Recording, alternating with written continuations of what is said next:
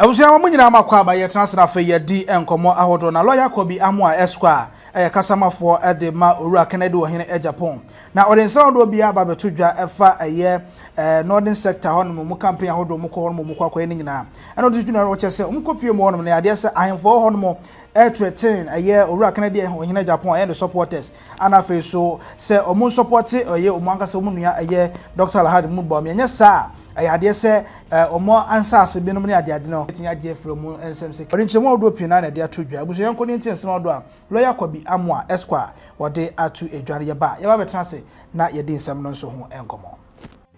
It is important for me to state clearly that Ken is not divisive, Ken is not discriminatory. Interesting. What did he say? What did he say in the video that created this point? Yeah, his point was the fact that he needed to raise these concerns, which had to do with the fact that if you go to certain parts of the north, his supporters are constantly being intimidated. Currently? Yes, there are situations where they have to get chiefs to compel delegates to pledge to vote in a certain direction. Recently, if you recall, when he went to the north, remember there were some delegates who voluntarily came to him and revealed information about how they voted for him, which unfortunately they recorded zero for him. I mean, he raised this concept, but interestingly, some of these people who came forth are getting threat of being banished, and some of them also threat of harm. So he just have to lay those concerns out, and of course, I mean, have to emphasize that if that is happening in other parts of the country, if we don't condemn it, it may also embolden other parts of the country. For instance, parts of the south to also do it. And I think, unfortunately, some of the media reportage misrepresented it. I don't want to repeat the name of the media house on their platform, but they misrepresented it and presented a certain outlook that suggests that Ken is asking all accounts to vote against minority group. I mean, there's no way he would do that. Minority group. Minority group. Minority group. Yeah, minority, the group is, I mean, the other ethnic groups. And we believe in honest, fair, and of course, inclusive politics. But what we also resist vehemently is any attempt to also blackmail us on any religious or tribal lines. Because the record has explained, the history is also there, that there have been candidates, they move to their home regions, engage in all manner of tribal and identity politics. I personally do not believe there is anything wrong with identity or, let's say, home advantage. I don't believe there is anything wrong with that. But from here, so yeah, vote from here. But when you propagate that and then play the ostrich game and then appear victim when you move to the other your opponent's home region, that is where I feel it marks some form of hypocrisy and they ought to be condemned. So, Paul, the emphasis has to be made on your show that Ken is not divisive. His recent company, the rubber company, employs 360 people. Interestingly, 300 of them are all from the northern part of the country. The rubber company in the northern region? No, it's in Greater Accra, Tema. It's in Tema here. But interestingly, it employs about 300 northerners out of the 360 people that currently works there. So the point has to be made very strongly, refuting the claims and those reports that were misleading and deliberately misrepresented to create an impression as though Ken does not like Northerners. And interestingly, this thing only resurfaces anytime you are going to have election, where it's almost being used as a tool, being weaponized also by some politicians to create an impression that other group, other tribal group do not like the other. We dissociate ourselves from such campaign. But of course, like I indicated, we also not allow anyone to blackmail us into silence when it comes to religious life. If chiefs are being compelled to call delegates, to ask them or force them to vote in a certain direction, and also there are also delegates that have been threatened against harm, and of course there are also threat of punishment, all on the basis that they support care. I'm not sure if you're a leader, you just leave it hanging. Obviously, you condemn him and also ask for inclusivity and of course, I mean, some political. Right, I was any quoting ni a lawyer Kobi Amwa Esquire was also here Kasama for Edema Owura Kennedy wahene Agyapong nene ana echaguye. Ni yesinkonya na yede ne nsem no enso eho enkomo na yene komo. Na me nwanwa se eto de bia enipa da sani ma ne ho kwan ema sebe chimie ebetana brabom emre bi aba emre bi ko emre bi so atwam emre bi so ene ye wo emre bi mu enti nipa bi a wo Ghana bia nsebe mprediasa se wanko sukuu kura no a ma wankasa wonna odi no mayim wonna odi na sase so enkyere wade etini efe bibi experience is the best teacher enye teacher no kura choko but said the niema abrabo kyere ye no ena me kasa experience is the best teacher enti me kai se emre bi emse kofo ebe pretumi aba kunwa so no some of the messages are enipa ni bi allegedly no mo nam ga community ne other communities na epodeda ho no say mo nto aba makofo no mo to aba makofo a obeyipo e de abatu kumase e ma nipa da sani ba oba wo no bosome nkono oje sase ni di nti nsembu a wote abisa na se epo na de beba tu kumase na se enye ne na ebeba wo David. Chada wanka so okotampo na beto se odibi o twimbi abaha. We do man say obeyi ponu dia kokumase.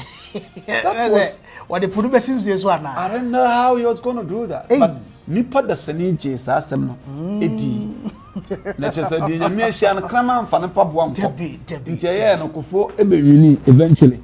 Enso kofo bewini o ka president ba ko a waba Wama Accra, even though Accra is capital city of Ghana, but one president wama Accra facelift Kufuor. Sure. Oba you know, oti aswebi e freno modernization of capital city. Modernization of capital city. Ama sector minister no. Ye papa Obichibilamti. Obichibilamti nyame mfa ne kransi yeah that fair yes on the sector minister and of course enyesa otiasoe na keke say your free ceremonial office there be we it was a functioning office ministry na ohwe then time before so mampani kofo beba kunwa so no BBC GBC declare Accra say the most darkest city just say city a esumwo mu pa ko na nkane no so okronim and I was there yes say Emma manfo bi kura take advantage kunkumi ba so ba kai from serial killers and now baby ko dwamra na yesi yakunu ni awro no pant na kan baby sad no amampani ko for ba no ministry na hotel no ka homa sa na manyina ba yirai because he provided lights baby ana enye to courage ekwan na enye do akanyina ebine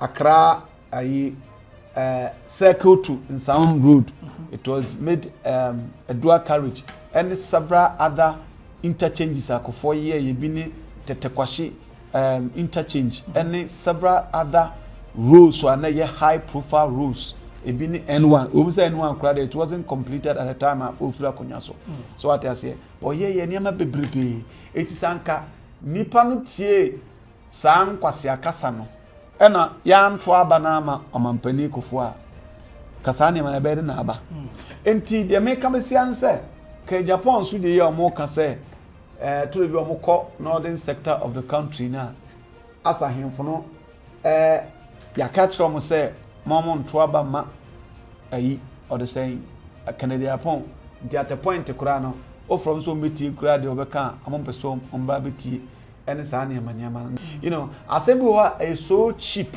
say the party be politics but when we say Ghana for nipa dodo na sabi adwen no emu omre nto betu akansem hunu bia fa ne ho adi etimi de bi fi say ka Japan team sebe mama manfo ngo ka Japan several times and waka kire Ghana for nyina say na adwuma a wabiebie dodo na yesrimfo enti oye obi oye yimu se de ya na manfo pese omotage no a anko baby adwuma fefa saka wo ba na obisa so odin de sen wa mo kodokusi ana ya abo ama ana kwakuku aten na akobo bi se abedepe ana se ayi se isifu enyanso ana se haruna kabole ana atimbila akunkoyo ni ade saka na ka wapam enso kokohwe and of course Ghana me say me de bia meka me mfa ho say oba comment says na ase me catch you say wa abaye obeye say we free ha we free wa abaye manfra Ghana mu yi mu no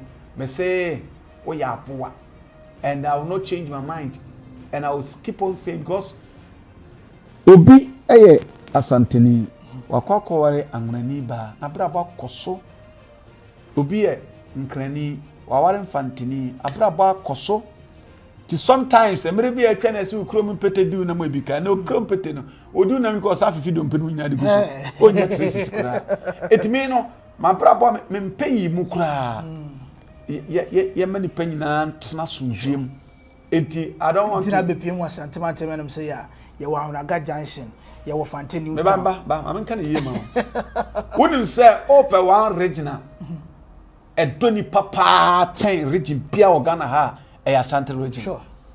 Unintia. Oba Ashanti region. Krobia sufo region bia sufo tribe bia sufo. Ewa ha. Yeah. Yomo ha enshada nyanwa bebre a do so ha pa infantefo because omunu se titimremu no na denchira edi Asante so ntinema nkrom bebre ho a ombesato ho a omantumi ansa anko back.